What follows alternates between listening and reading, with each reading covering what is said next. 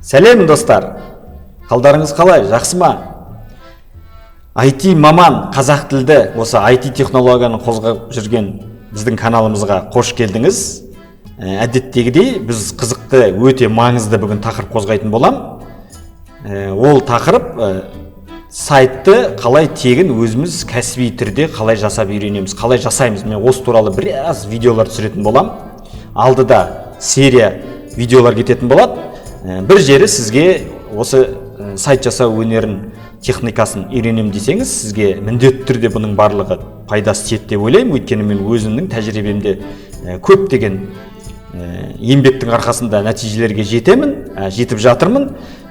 Осы еңбектерімді кішігірім болса да бөліп сіздерге беруге тырысамын. Бұл сайт саласы барлығын білу мүмкін емес. Күн сайын дейік, минут сайын дамып жатыр. Технологиялар өте көп. Соның ішінде тегін сайт конструкторлармен жасаған тегін сайтпен өзіңіздің қолдан жасаған верстка жасап, өзіңіз дизайн жасап, сондай жасаған сайтқа не жетсін? Осындай сайттың айырмашылығы не? Сол туралы қозғайтын болам. Сонымен қатар менің көріп отқан каналыма осындай IT саласында қозғап жүрген қызықты тақырыптарға қолдауларыңызды білдіріп, қызыл жаңадан көріп отқан көрермендеріміз болса, подписаться батырмасын басуды ұмытпаңыздар. Егер сіздер маған лайк басып қолдауды білдіріп отсаңыздар, мен осы IT саласында қызықты, пайдалы ақпараттарды салуға тырысып отырамын. Неге? Себебі білесіздер, осы Қазақстан мемлекетінде IT саласы өте төмен деңгейде. Басқа ұлттың азаматтары, нақтырақ айтқанда орыс тілді материалдар барлығы орыс тілді мемлекеттің азаматтарының осы салаларда IT саласында қарқынды жұмыс істеп, біздің өзіміздің жерімізде, өзіміздің мемлекетімізде өте, бұлайынша айтқанда 95-98% десем, қателеспесем, ақшаның барлығын, табыстың барлығын осындай арқылы біздің өзімізден пайданы алып, өз мемлекеттеріне немесе өздерінің істеріне асырып атқан түрлері бар. Міне сол себептен IT саласын білу 21 ғасырда барлығымызға керекті, міндетті. Сол себептен жақынырақ жайғасыңыздар. Ең бастысы осы IT саласында қолдап жүрген Олжас атты ағайларыңызға немесе інілеріңізге қолдауларыңызды білдіріп, каналымызға тіркеліп кетуді ұмытпаңыздар. Ал ендеше кеттік, бастайын. Жалпы сайт деген не ол? Сайт арқылы ол веб парақша. Былайынша айтқанда, сіздің парақшаңыз арқылы бұл жерде өзіңіз бір заттар сата аласыз, немесе өзіңізді таныстырып, өзіңізді таныстыру бағытында, немесе өзіңіздің бір товарларды қойып, сол арқылы біреулерге жасап беру сайт арқылы, осындай біреулерді рекламировать етуге болады. Көп жерден сайт арқылы, веб-страница арқылы кез келген нәрсе жасауға болады. Обучающий видео урок сабақтар салып қоюға болады, приложениялар жасауға болады, бір беттік сайттар жасауға болады. Енді бұл жерде айта беретін болсақ көп. Нақтырақ айтқанда мен көрсетейін. Мынандай папка дайындап қойдым. Осындай көп сайттың негізі алфавиті ол HTML болып есептеледі. Соған заманның дамуына байланысты CSS технологиясы пайда болды. CSS өте маңызды. Қазір түсіне жатарсыздар оның не екенін, маңызды екенін. HTML-ді бұрын былай болатын. Көп нәрсені, мысалы бір 20 бет жасайтын болсаңыз, сіз енді бір бет жасамайсыз ғой, каждый ссылка ол бір бет. Каждый бетті жасаған кезде сіз әр бетте, мысалға бір түсін фонын өзгертетін болсаңыз, сіз әр бетте өзгертетін тұғынсыз. Мысалға 20-30 страница болатын болса, бет сіз 30 бетке кіріп, кодын, мысалға фонды сары қылатын болсаңыз, әр қайсына кіріп, сарыны жаңағындай кодын жазатын тұғынсыз. Ал CSS технологияда барлық бетке бір правила ереже арқылы бүкіл фонды өзгертуге болады, немесе бүкіл өзіңізді керек кез келген жерде правиланы өзгертуге болады. Оны алдағы уақытта түсінесіздер. Бұл сөзбен айтқанда түсіну қиын, практикада оны жаймен түсіне жатарсыздар.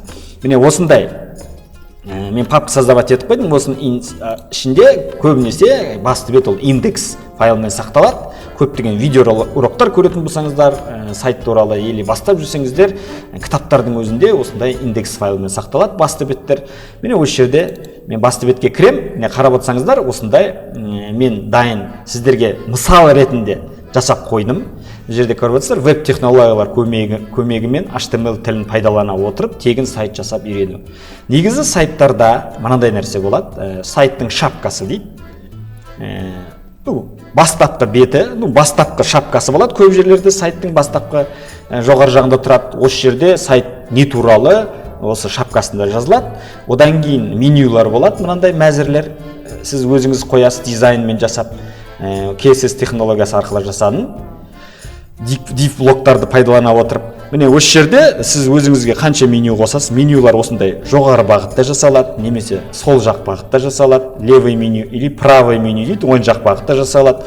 Енді өзіңіздің ыңғайыңызға, өзіңіздің қалай сізге ыңғайлы сайт құру, өзіңіздің ыңғайыңызға қарап жасайсыздар. Одан кейін осындай тексттер кетеді, кез келген оң жағында осындай баннерлер қоюға болады.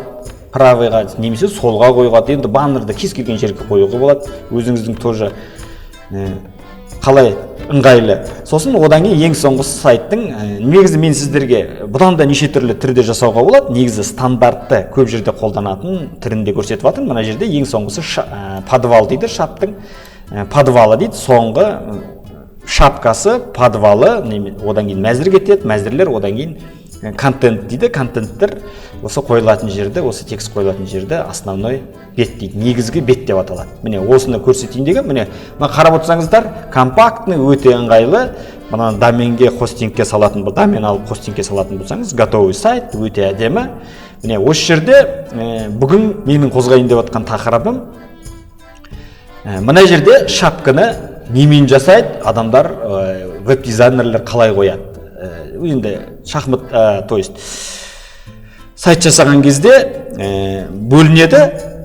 Мысалға веб-дизайнерлер, верстальщиктер деп, кодировщиктер деп, веб-дизайнерлер осы дизайн жасайды, осы сайттың цветтерін негізгі үш түсті ала отырып жасайды. Көп жағдайда қарап отырсаңыздар, мен арада веб-дизайн технологиясын қолдандым. Негізгі түс көк түс менде бұл жерде, ақ түс менюларда, астында да қарап отырсыздар әдемі болу үшін. Одан кейін шрифттер барлығы бір қара түсте. Дизайнда енді мен мықты дизайнер емеспін, бірақ күнде оқу үстіндемін, даму үстіндемін. Алдағы уақытта сіздермен бөлісіп отырам. Міне осы айтайын дегенім осы. Осындай менюлар болады. Мен осы жерде қазір көрсетем, шапканы қалай жасайды. Мен енді дайындап қойдым, готовый нені мына жерде. Шап HTML дизайн дедім. Осындай Photoshop бағдарламасы арқылы енді кез келген версиясында өзіңізге жасай бересіз. Осындай артына сурет қойдым, қазір осы жерде көрсетейін. Міне суреттерді көріп отырсыздар. Міне осындай сурет қойдым, осы жерде еще проценттерін әр суретке азайттым. Мысалға, мына жерде 70% дедім. Егер мен аны 100% дейтін болсам, екеуін 100% дейтін болсам, менің суретім анығырақ болып кетеді. Көрдіңіздер. Енді өзіңіздің вкусыңызға байланысты мен бұл жерде енді текстті өзгертейін. Бір текстті алып тастайын сіздер үшін.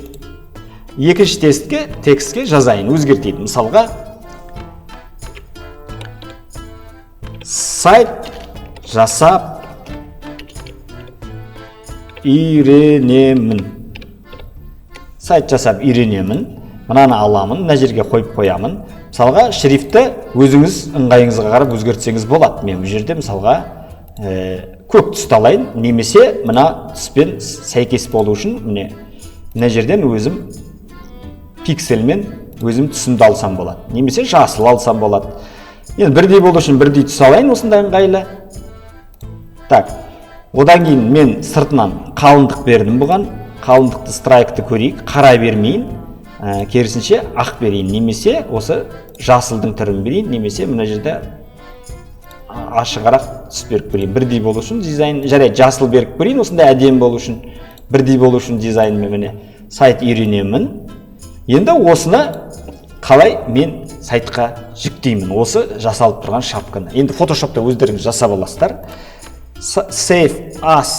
Save for web дегенді басасыздар. Бұл жерде енді негізі сайтқа көп нәрселер сурет форматында қойған кезде көбінесе мейлінше тырысыңыздар, көлемі дейді ғой, объемы аз болғанын дұрыс болады. Өйткені сіз 2-1 мегабайт болатын болса, алғашқы беттерде дизайн үлкен қылып, качествосын үлкен қылып қойсаңыздар, мысалға сіздер сайтыңызды хостингке салған кезде өте баяу ашылады, жай ашылады десек те болады. Сол себептен оның бәрі әсер етеді. Максималды түрде осы жерде міне сығып қоямыз, сейф деймін. Мен жаңағы сайтыма барам, сайт жасап үйрену, соның ішіне кіремін, кодтарға кіремін. Менің лого деген көбінесе енді мен сіздерге өзіңіз кез келген атты қоя саласыз. Лого деген сөз, шапка деген мағынаны біледі, логотип деген. Міне сондай немен сақтаймын мына жерге, үстінен сақтай саламын. Мен лого деп yes деймін. Енді фотошопты жабамын. Енді сайтыма ораламын. Енді қараңыздар, осы жерде мен үстінен сақтадым. Мына жерде обновление жасаймын. Міне көрдіңіздер, жаңағы менің өзгерткенім дизайным өзі. Енді сіздер өздеріңіздің фокустарыңызға байланысты жасай аласыздар. Мен сіздерге бұл жерде көрсетейін дегенім осы. Шапка деген не? Көп жерлерде кез келген сайтқа кірген кезде шапка. Мысалға бір кез келген сайтқа кіріп көрейік. Мысалы қандай сайттарға кіреміз? Сайты для заработка денег дейік. Мысалға кіріп көрейік. Бұлардың сайтында шапкасы қандай екен? Кез келген, бұл жерде енді Google-ға кіріп кетті, бұл сайт емес. Біз кез келген мына бір сайттарға кірейік. Бұл жерде мынаның шапкасы, істелген шапкасы осындай дизайнда жасалған. Мына жерде көрдіңіздер, мына сайтының артын қосып қойған, Positium. Тағы да бір кез келген кіріп көрейік. Мына жерде енді анандай полный немен жасалған, тағы қандай бар? Кіріп көре береміз, ішінен тауып аламыз қазір. Мынарда мынаның шапкасы міне осындай. Енді әр жерде сурет қойып, немесе осындай қысқа қылып жасасаңыздар да болады. Кез келген осындай қазақстанский сайттарға кіріп, міне мына жерде мынаның сайты осындай кеткен, ол жерде ортасында мынандай меню қойып қойған. Енді әртүрлі дизайнда жасаған. Көрдіңіздер, міне осындай вкустармен жасайсыздар. Менің көрсетейін деген бүгін осы. Сіздерге ұнады деп ойлаймын. Лайкты аямаңыздар. Достарыңыз болса, осы біздің каналға шақырыңыздар, WhatsApp-пен бөлісіңіздер. Ең бастысы, осы сайтқа байланысты серия видеолар кетеді. Пікірлеріңізді жазыңыздар. Каналға тіркелмесеңіздер, тіркеліңіздер. Келесі сабақта кездескенше сау саламатта болыңыздар.